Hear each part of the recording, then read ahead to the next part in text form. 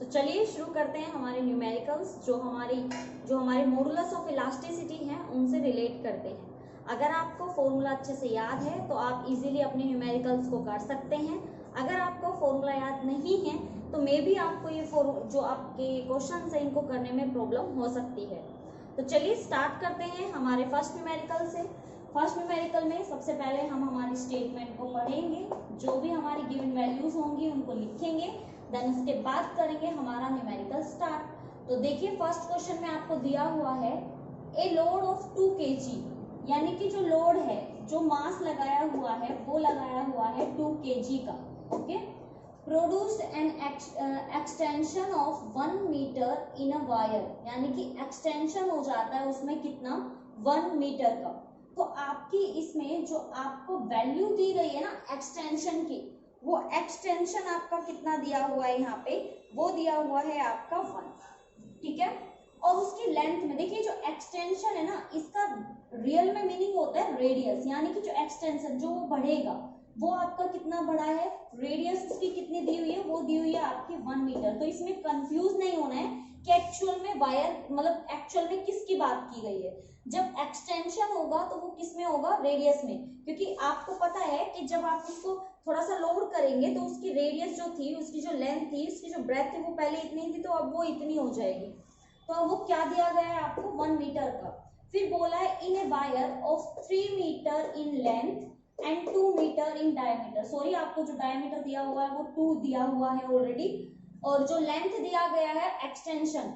कहने का मतलब कि आपके पास कोई एक वायर थी, ठीक है, पहले जो उसकी लेंथ थी वो हमारी दी गई है 1 मीटर, फिर उसमें क्या हो गया, वो इंक्रीज हो गई है, और इंक्रीज कितनी हो गई है, वो 2 मीटर की इंक्रीज हुई है, ठीक है, सॉरी 3 मीटर की इंक्रीज हुई है। तो अब इंक्रीमेंट कितना हो गया है आपका, 3 मीटर का। और जो रेडियस उसकी दी गई है वो कितनी दी गई है, हमें रेडियस नहीं है, हमें डायमीटर दिया हुआ है। इसको दोबारा से एक बार देखते हैं। हमें मास दिया हुआ है, एक्सटेंशन हुआ है आपका 1 मीटर से 3 मीटर तक का, यानी कि आपकी जो लेंथ थी वो पहले कितनी थी, 1 मीटर, और आपकी जो चेंज इन लेंथ है, जो इंक्रीमेंट हुआ है वो है आपका 3 मीटर, ठीक है। देन उसके बाद बोला है कि आपका जो डायामीटर है वो है 2 मीटर। तो सिंपली सी बात है, अगर हम इससे रेडियस निकालेंगे तो रेडियस होती है डायामीटर बाय 2, तो ये हो जाएगा आपका 2/2, और अगेन ये कितना आ जाएगा आपका 1। बोल रहे calculate Young's modulus of elasticity. हमें क्या फाइंड करना है, हमें करना है Young modulus of elasticity find. अब आपको जो यहाँ पे मेन चीज जो हमें चाहिए होती है वो चाहिए होता है हमारा फॉर्मूला। तो अगर हमें फॉर्मूला यहाँ पे याद है तो हम कर सकते हैं। तो हमारा यंग मॉडुलस ऑफ इलास्टिसिटी का फॉर्मूला क्या होता है, force upon area pi r square, ऐसा ही कुछ होता है ना।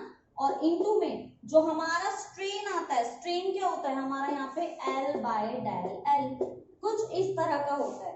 तो फिर हमें यहाँ पे क्या दिया हुआ है, हमें किस तरह से इसको सोल्व करना है वो हमें यहाँ पे देखना है।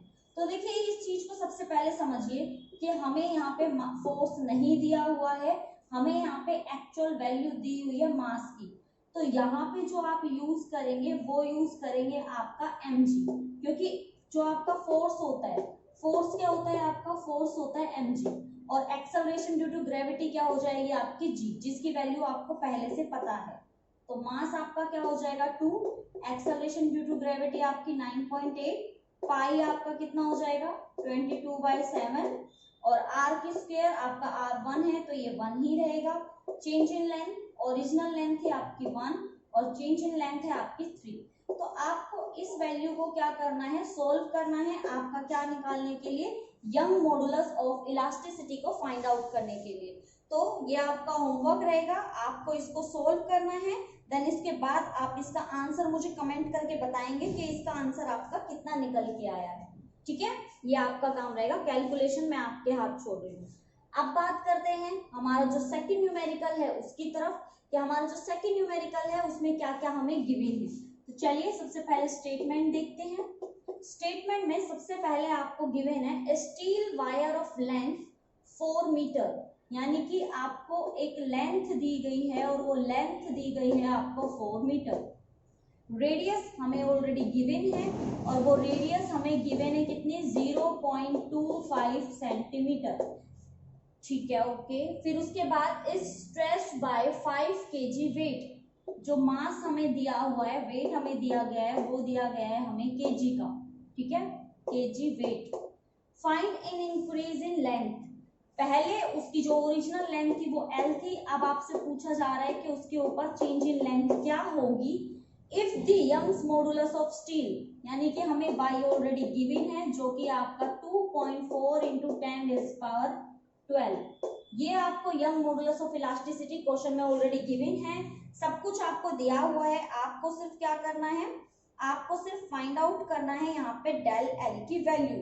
तो क्वेश्चन तो बहुत इजी है, लेकिन क्वेश्चन को करने से पहले आप लोग एक बात यहाँ पे ध्यान दीजिएगा कि यहाँ पे यूनिट्स देखिए पहले, क्या यूनिट्स सभी सही हैं?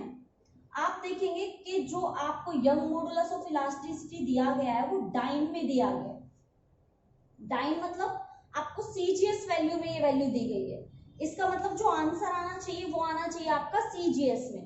बट आपका अगर मास देखा जाए और लेंथ देखी जाए तो ये दोनों ही वैल्यू आपकी किस में दी हुई है, एसआई यूनिट में। तो आपको पहले इन एसआई यूनिट को चेंज करना है किस में, हमारी सीजीएस वैल्यू में। ठीक है, देन उसके बाद हम क्या करेंगे, इसकी वैल्यू को पुट आउट करेंगे। तो हमें पता है कि अगर मुझे मीटर को सेंटीमीटर में चेंज करना है तो मुझे क्या करना पड़ेगा, 100 से मल्टीप्लाई, तो ये हो जाएगा मेरा क्या 400 सेंटीमीटर। तो हमने यहाँ पे लेंथ को तो किस में चेंज कर लिया है, हमारी सीजीएस यूनिट में। हमारी रेडियस ऑलरेडी सीजीएस में दी हुई है, नो प्रॉब्लम। हमारा जो मास है वो किस में दिया गया है, केजी में, यानी कि अगेन एसआई यूनिट में। बट हमें किस में चाहिए, हमें तो चाहिए सीजीएस में। तो केजी को पहले आपको किस में चेंज करना पड़ेगा, ग्राम में, तो वो हो जाएगा आपका 5000। और आपका जो वेट है उसको आपको डाइन में चेंज करने के लिए मल्टीप्लाई करना पड़ेगा 980 डाइन में। ठीक है, ये याद रखिएगा, जब आपको वेट को डाइन में चेंज करना होता है तो आप कैसे चेंज करेंगे, 980 को मल्टीप्लाई करने के बाद। अब हमें जैसा कि पता है यंग मॉडुलस ऑफ इलास्टिसिटी जो होती है उसका फॉर्मूला क्या होता है, वो होता है हमारा फोर्स। हमारी फोर्स की वैल्यू हमें ऑलरेडी यहाँ पे गिवन है, पाई आर स्क्वायर इंटू में L बाय डेल L, ऐसा ही कुछ होता है। अब हमें देखो यंग मॉडुलस दिया हुआ है, हमें एक्चुअल में निकालना है डेल L, तो हम डेल L को तो ले आएंगे यहाँ पे, बाकी हमारा जो y है वो कहाँ पे चला जाएगा, वो चला जाएगा यहाँ पे कुछ ऐसे। तो अब आपके पास सारी वैल्यूज यहाँ पे गिवन है। फोर्स अगेन आपका mg आपको रखना है, तो m आपका कितना है 5000 इंटू में 980, g आपका है 9.8, l की वैल्यू आपको दी हुई है 400। देन उसके बाद आपका पाई आर स्क्वायर, पाई आपका हो जाएगा 22/7, r आपका हो जाएगा 0.25 का स्क्वायर, क्योंकि हमारा यहाँ r का स्क्वायर होता है, और y आपको दिया हुआ है कितना 2.4 10⁻12। अगेन आपके लिए एक और वर्क आ गया है कैलकुलेशन का, जो करेंगे आप इसको कैलकुलेट करेंगे। कैलकुलेट करने के बाद मुझे आंसर लिखेंगे कमेंट में कि इसका आंसर क्या निकल के आया है। इजी था, सिर्फ आपको सबसे पहले अगेन यूनिट का ध्यान रखना है। अगर आपने यूनिट्स का ध्यान नहीं रखा तो आप चाहे आपके सारे स्टेप सही हो लेकिन वो गलत माने जाएंगे, आपको एग्जाम में एक भी मार्क्स नहीं मिलेगा। तो सबसे पहले जो आपका मेन मोटिव होना चाहिए वो इनके जो हमारी यूनिट्स होती है ना उनके ऊपर होना चाहिए, क्या हमारी यूनिट्स सही हैं, क्या सभी सीजीएस में है या सभी एसआई में है। तो अगर सभी सीजीएस में है, एक नहीं है, तो उस एक को सीजीएस में कर लीजिए, लेकिन अगर एसआई में करना है तो सभी एसआई में होनी चाहिए। तो इस चीज के बारे में आपको खास ध्यान रखना है कि यूनिट्स आपकी प्रॉपर होनी चाहिए, या तो एसआई या फिर सीजीएस। तो ये हो गया हमारा second numerical. First numerical, second numerical, दोनों के आंसर आप खुद निकाल के दिखाएंगे, मुझे कमेंट करेंगे। फिर उसके बाद चलिए अब करते हैं हमारे नेक्स्ट न्यूमेरिकल्स। अब स्टार्ट करते हैं हमारे न्यूमेरिकल्स जो कि होंगे बल्क मॉडुलस ऑफ इलास्टिसिटी पे। बल्क मॉडुलस ऑफ इलास्टिसिटी, जैसा कि मैंने आपको बताया था कि जो इलास्टिसिटी होती है हमारी, ये हमारी वाटर के लिए होती है, मतलब कोई भी लिक्विड हो सकता है, जरूरी नहीं है कि वो वाटर ही हो। आप इसको ऑयल पे भी अप्लाई करके देख सकते हैं, या फिर हमारा जो हनी होता है उस पे भी अप्लाई कर सकते हैं, पेट्रोल, डीजल, कुछ भी हो सकता है। इन सब पे जो हमारा मॉडुलस ऑफ इलास्टिसिटी लगता है वो लगता है हमारा बल्क मॉडुलस ऑफ इलास्टिसिटी। तो हम इनसे ही रिलेटेड कुछ न्यूमेरिकल्स करने वाले हैं। स्टेटमेंट मैं लिख चुकी हूँ, अगर आप चाहते हैं तो एक बार वीडियो को पॉज कीजिए, दोनों स्टेटमेंट को लिखिए। आपको बल्क मॉडुलस ऑफ इलास्टिसिटी का फॉर्मूला तो पता ही है, फटाफट से एक बार कोशिश कीजिए, क्या पता आपको आपसे सोल्व हो ही जाए। अदरवाइज चलिए स्टार्ट करते हैं हमारे न्यूमेरिकल्स, जो कि हमारे किस पर हैं, बल्क मॉडुलस ऑफ इलास्टिसिटी पर। तो जैसा कि हम हमेशा करते हैं, सबसे पहले हम हमारी स्टेटमेंट देखेंगे। स्टेटमेंट में जो भी हमारी गिवन वैल्यूज होंगी उनको देखेंगे, देन उसके बाद करेंगे हमारे क्वेश्चन का सॉल्यूशन। तो चलिए स्टार्ट करते हैं। तो यहाँ पे बोला गया है the average depth of Indian ocean is about 3000 metre. इस चीज को समझिएगा कि यहाँ पे बात हो रही है ओकेन की। अब ओकेन कितना बड़ा होता है ये तो आप समझ सकते हैं। तो जो इंडियन ओकेन है उसकी जो आपको यहाँ पे डेप्थ दी गई है, कहने का मतलब जो गहराई दी गई है वो क्या दी गई है, वो दी गई है आपकी 3000 मीटर। अब ये गहराई को आप कैसे लिखेंगे, यहाँ पे बात आपकी सोचने वाली हो सकती है। देखिए गहराई का मतलब होता है कि कितने नीचे तक जा सकते हैं। अब चाहे आप नीचे की बात करें, अब चाहे आप ऊपर की बात करें, दोनों ही कंडीशंस में जो बात होती है, जो मेन फोकस होता है वो होता है हाइट से। अब यहाँ पे बोला जा रहा है कि मान लो कि यहाँ से ओकेन शुरू होता है, तो हम कितने नीचे तक, डेप्थ कहाँ तक है उसकी, मान लीजिए यहाँ तक है। तो ये जो डेप्थ है एक्चुअल में ये क्या है, हाइट ही तो हुई उसकी। तो आपको जो डेप्थ दी गई है एक्चुअल में वो वैल्यू दी गई है आपकी हाइट की, और वो दी गई है आपको 3000 मीटर। तो आप ये कंफ्यूज ना हो कि ये वैल्यू आपको किसकी दी गई है, ठीक है। तो आप क्या याद रखेंगे कि हमें जो वैल्यू दी गई है वो दी गई है हमारी हाइट की, और वो कितनी दी गई है आपको 3000 मीटर दी गई है। देन उसके बाद देखिए हमें जो वैल्यूज गिवन है वो देखते हैं। यहाँ पे बोला गया है कैलकुलेट फ्रैक्शन कंप्रेशन, हमें कंप्रेशन देखना है, और डेल वी बाई वी जो फाइंड करना है वो क्या है हमारा डेल वी बाई वी, यानी कि चेंज इन वॉल्यूम देखनी है हमें at the bottom of Oaken, given that the bulk modulus of water is 2.2 into 10⁻⁹, यानी कि आपको जो बल्क मॉडुलस ऑफ इलास्टिसिटी दिया गया है that is 2.2 into 10⁻⁹ newton metre square inverse. आपको ये वैल्यू दी गई है और बोला गया है कि आपको फाइंड करनी है आपकी डेल वी बाय वी। अब यहाँ पे सोचने वाली जो बात है वो क्या है, तो देखिए आपको ना सबसे पहले तो ये पता होना चाहिए कि बल्क मॉडुलस ऑफ इलास्टिसिटी का फॉर्मूला क्या होता है। तो बच्चों जो हमारा बल्क मॉडुलस ऑफ इलास्टिसिटी का फॉर्मूला होता है, आप याद कीजिए हमारा क्या होता था, वो होता था हमारा फोर्स, जो हमारा स्ट्रेस बाय स्ट्रेन। स्ट्रेस क्या होता था हमारा, फोर्स अपॉन एरिया, याद होगा आपको, याद है ना, फोर्स अपॉन एरिया करते थे। फिर हम करते थे स्ट्रेन, स्ट्रेन क्या होता था, change in volume by original volume. तो ये हमारा क्या हो गया, फोर्स अपॉन एरिया, और यहाँ क्या आ जाएगा हमारा v बाय डेल वी, कुछ ऐसा ही आएगा हमारा, यही हमारी वैल्यू निकल के आएगी। तो हमें जो यहाँ पे फाइंड आउट करना है वो करनी है हमारी ये वैल्यू। बट अगर आप क्वेश्चन को ध्यान से देखें तो कहीं पे भी ना तो हमें फोर्स दिया हुआ है ना ही हमें एरिया दिया हुआ है, तो हम इस क्वेश्चन को कैसे करेंगे।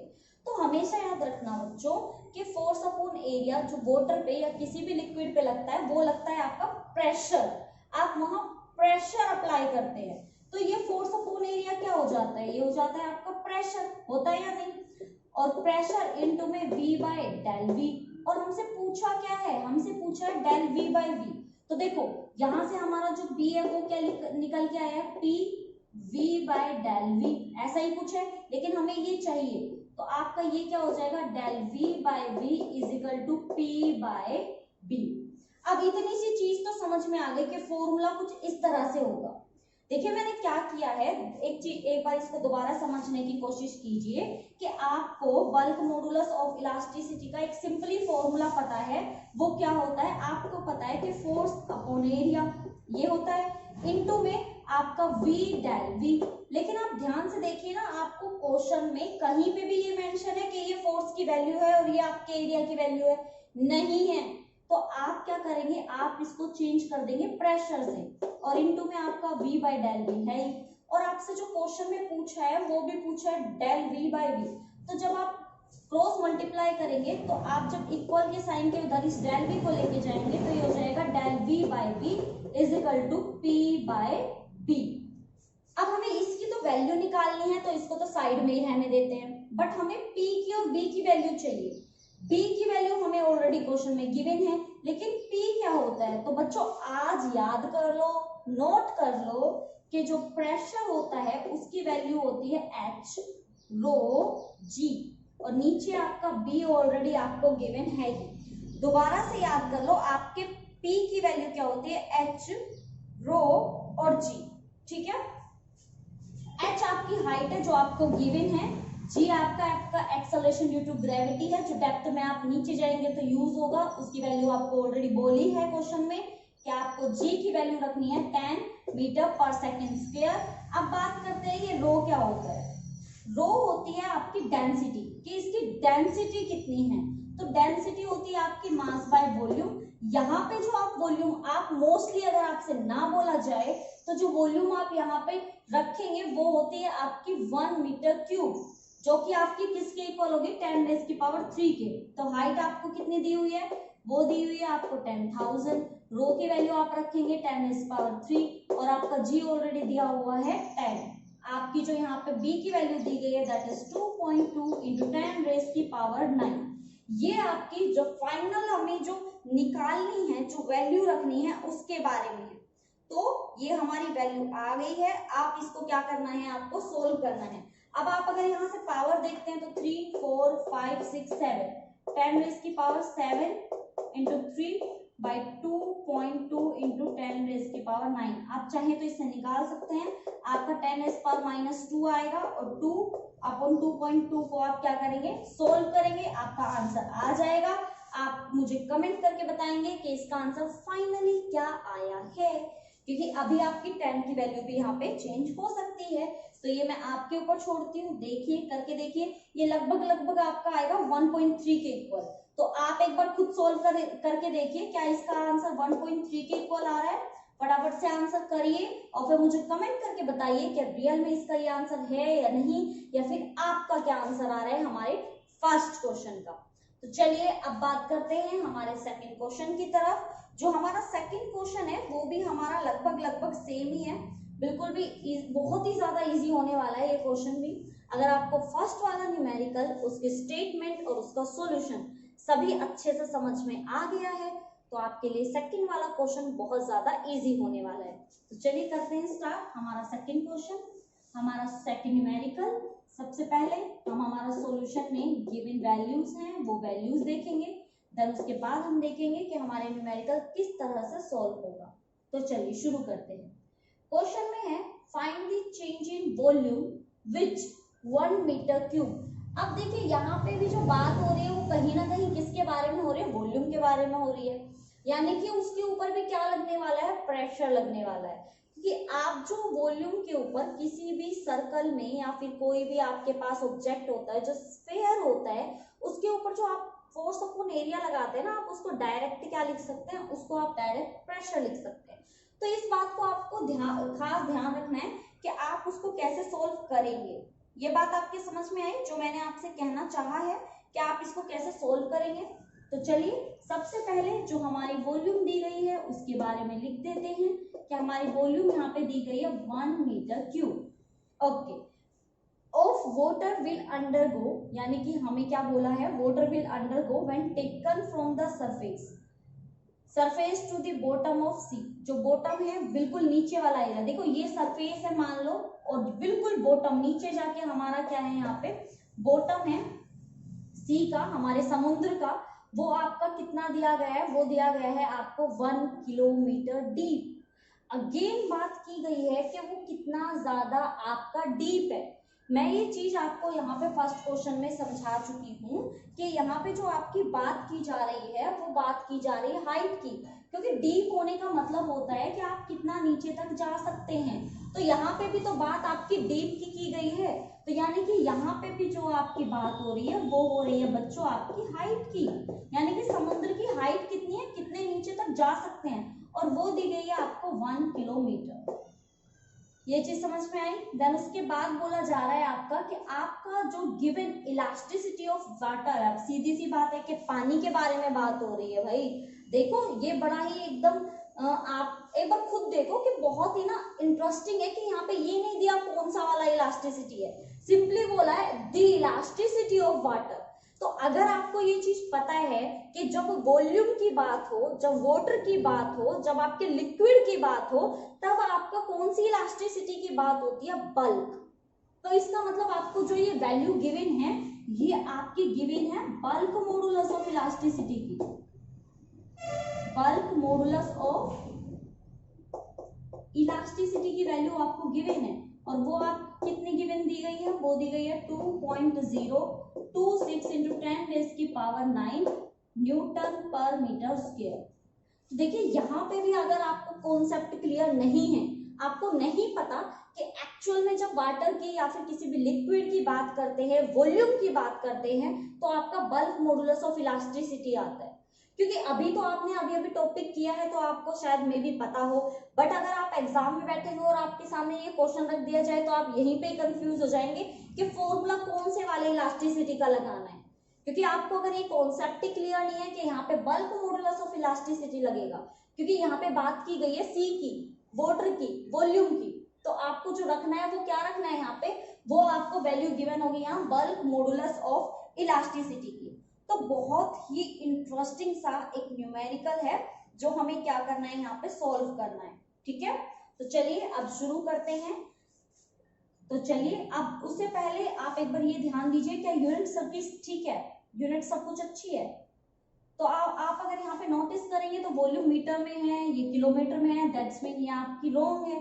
तो आपको इसको चेंज करना पड़ेगा किसमें, मीटर में। तो ये हो जाएगी आपकी 10⁻³ मीटर, क्योंकि 1000 होता है ना, तो आपको उसको चेंज करना पड़ेगा किसमें, मीटर में। तो आपकी 10,000 को मैंने कैसे लिख दिया, 10⁻³ न्यूटन मीटर स्क्वायर, मीटर।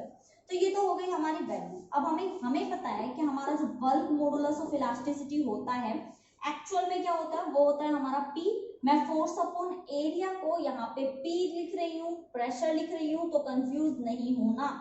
और प्रेशर, और ये हो जाएगा आपका V/del-V। अब आप कहेंगे कि हमें बल्क मॉडुलस दिया हुआ है, तो भाई बिल्कुल हमें निकालना है यहाँ पे del-V। तो मैं del-V को यहाँ ले गई, ये हो गया आपका प्रेशर इनटू वॉल्यूम बाय में आपका बल्क मॉडुलस ऑफ इलास्टिसिटी। तो ये तो हो गई हमारी सारी जो हमें फॉर्मूला पुटअप करना है, जिसमें आपको वैल्यू डालनी है, पुटअप करनी है। अब बात ये है कि आपको वॉल्यूम गिवन है, ओके, आपको bulk modulus of elasticity given है, ओके, बट आपको यहाँ पे प्रेशर नहीं दिया हुआ।